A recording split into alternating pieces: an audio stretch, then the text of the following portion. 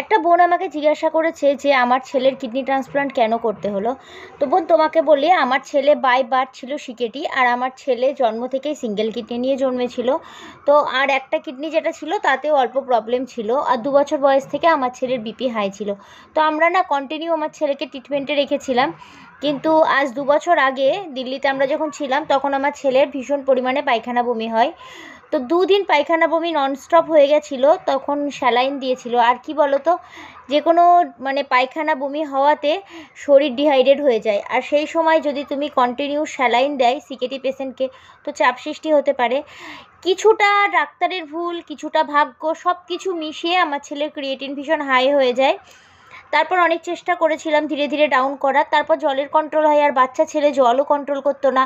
তো ডাক্তার বললো একটাই সলিউশন, ট্রান্সপ্লান্ট করে নেওয়া। তো আমরা এইভাবেই ট্রান্সপ্লান্ট হয়ে গেছে আমাদের, আমি ডোনেট করেছি। আর কি জানতে